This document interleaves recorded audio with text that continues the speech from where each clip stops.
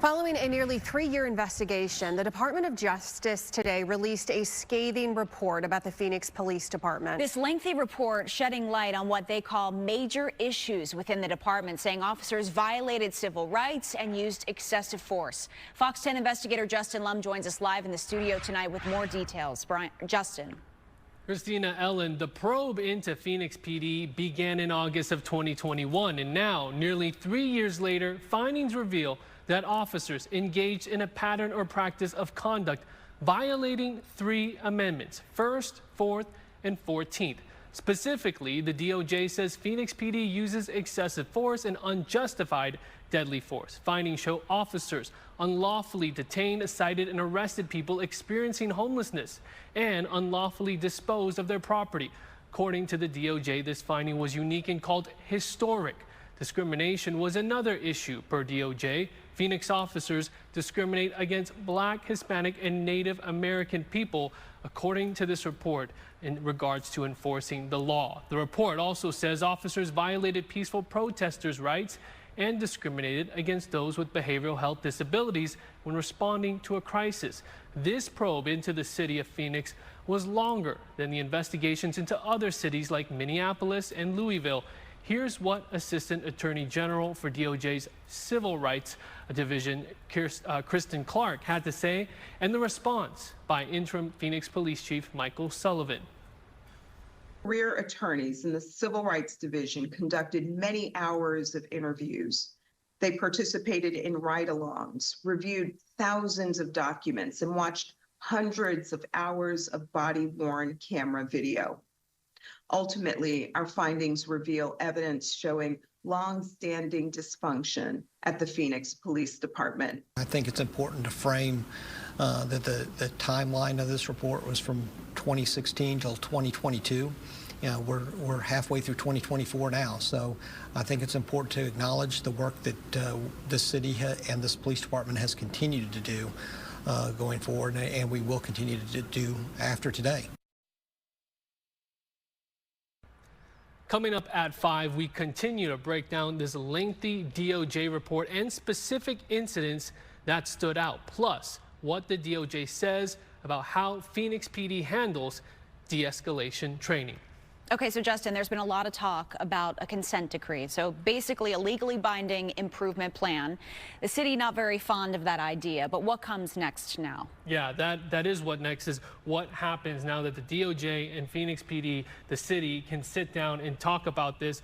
If you ask Phoenix city officials, and many city councilors have said they're adamant and they are rigid on the stance that they do not enter consent decree, citing the high cost in being under that federal monitor, that independent monitor. But then DOJ says that's the way you have to do it if you want to have some real reform, that the independent monitor works. So we're going to see what happens here. We know that DOJ said today they are ready to sit down and address what they call severe findings. Wow. And yeah, I mean, the Maricopa County Sheriff's Office has been under federal oversight for a long time now. It's cost the taxpayers a lot of money, and that's also why, you know, City of Phoenix doesn't want to sign this. Yeah. So not sure how long it can take, because right now they're just getting into these findings. The city manager, Jeff Barton, who we heard from as well, you'll hear from him at 5, he says they just got this report today. They were notified on Monday that the investigation was complete. They have a staff going through nearly 130 pages, but their stance is they've already made reform and changes, including that revised use of force policy.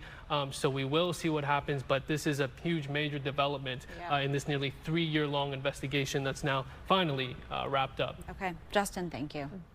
Today's city lawmakers, the police union, and activists, they are all weighing in on the report. And Fox 10's Lauren Clark is live now to share what they're saying about the historic findings. Lauren. Good afternoon. Right now, everyone at the city and police department are coming through the report and considering those next steps. Its new report, the DOJ describes how the Phoenix police routinely violate people's civil rights and discriminate against people of color, finding Black drivers are 144% more likely than white drivers to be arrested or cited for low-level traffic violations, and that Hispanic drivers are 40% more likely to be arrested or cited. The community already knew that the city of Phoenix was violating everything. However, now it's known to Arizona, the whole city of Phoenix, and the world. Attorney Ben Taylor, whose clients were involved in the investigation, says the voluminous report outlining dozens of incidents was not surprising. It's not shocking at all, especially for the homeless population. The amount of it was surprising, but none of the information in of itself was surprising. Phoenix Police Department has a long history of that kind of behavior. We are frustrated and appalled by the Department of Justice's decision to release the findings report to the public and the media before allowing the decision makers in the department to review it. Meanwhile, the police union is pushing back on the report, slamming the federal department findings as politically motivated. The secrecy surrounding the findings report up to its release and the attempted strong-arming by the DOJ of the Phoenix City Council have proven this investigation is a farce. The DOJ now wants the city and police department to sign a consent decree, allowing them to monitor their progress towards improvement.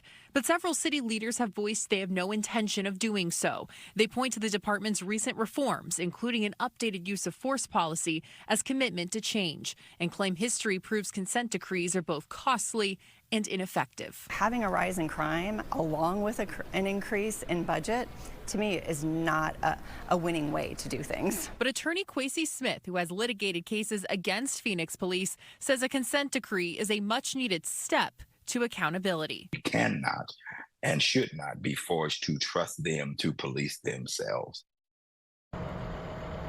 And to give you an idea of just how lengthy and just how expensive some of these consent decrees can be, the city of Los Angeles was under one for over 10 years, and it cost taxpayers over $300 million.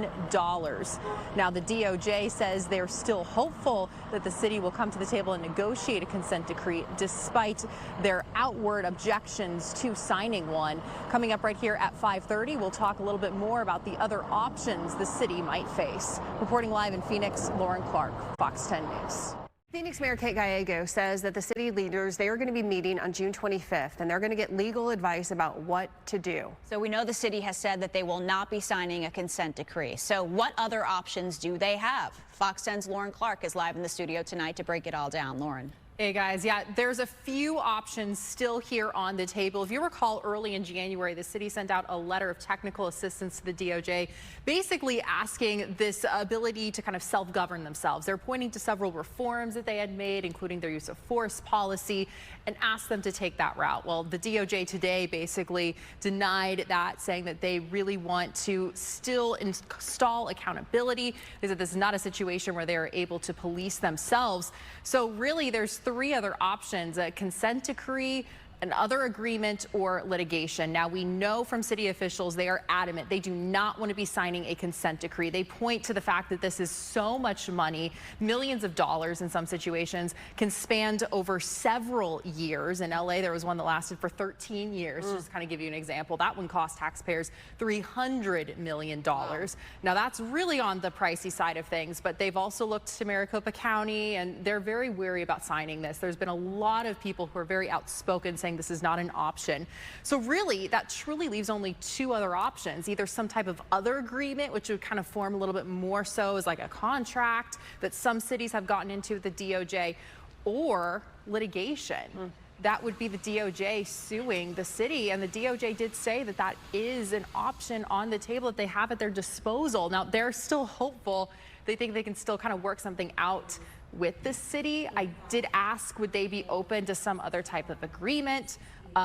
We kind of got a little bit of a question being not directly answered there. She said that she still feels very strongly that the consent decree is the way to go. Yeah. So we're going to have to see, regardless of what other option is chosen, guys, it's going to be a very long process, and unfortunately, probably also a very pricey process. Yeah, and 130 pages, this report, right? And they just got it today, yes. Same time that the media did, the public did. Yep. I know the city's meeting later this month as well, so they're trying to get some legal advice maybe and go through it. Yeah, right now they're combing through all of those documents. Let me tell you, there's a lot in these documents. It's 130 pages, but every single page has a very specific incident, a lot of specific numbers. So they're really pouring through that and just trying to see what are some of the possibilities here. Yeah, and the interim police chief, Michael Sullivan, came in kind of on the backside of all of this to kind of clean up the department. Yeah, and he was also a very specific choice because he has previous experience dealing in a department that has been going through a consent decree in Baltimore. So it's certainly going to be a very long road ahead. Okay. All right, we'll see. Lauren, thank you. Thank you.